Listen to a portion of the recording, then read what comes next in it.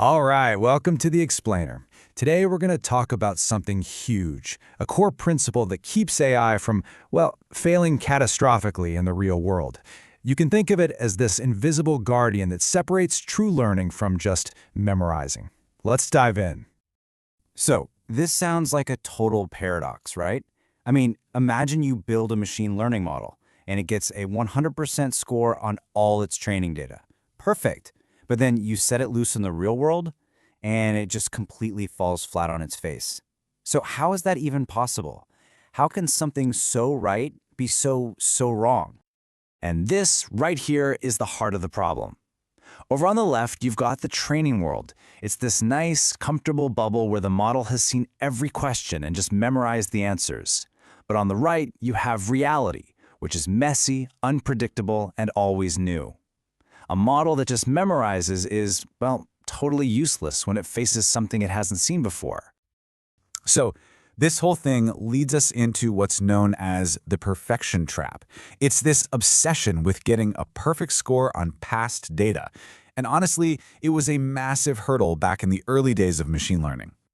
And yeah, this idea actually has a formal name. It's called Empirical Risk Minimization, or ERM for short. And look, it makes total sense, right? You want a model that makes the fewest mistakes possible, so you just train it to minimize its errors on the data you have. Seems simple, but, and this is a big but, this simple idea has a really dangerous flaw hidden inside. And that flaw, well, that's the villain of our story today.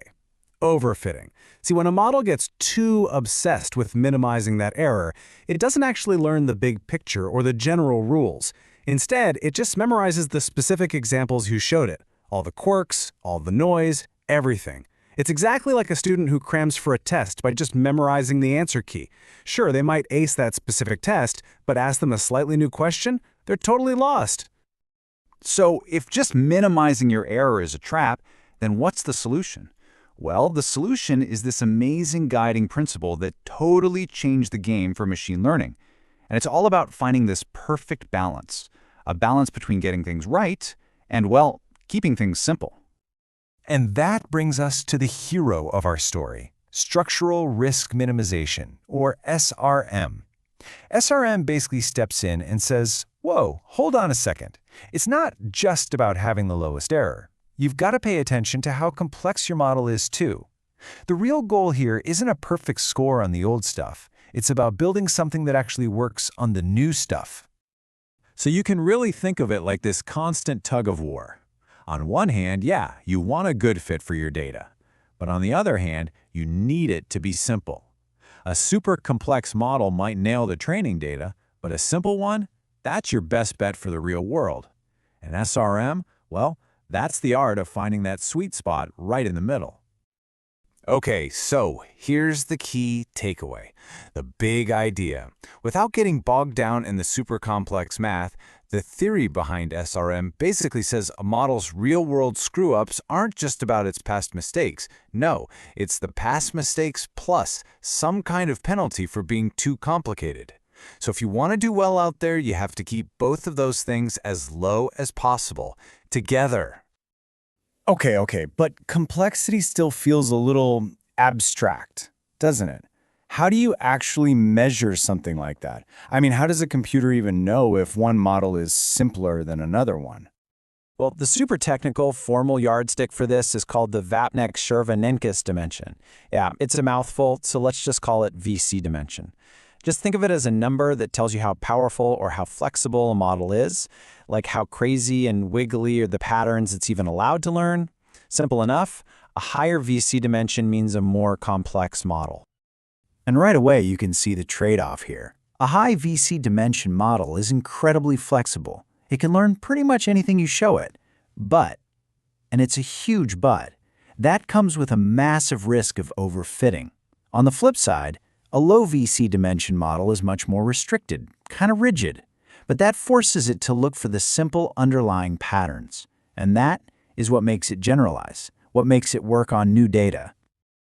Okay, let's use an analogy to make this super clear. Imagine you've got a bunch of dots on a graph. A simple model, your low VC dimension model, is like a ruler. It can only draw a straight line.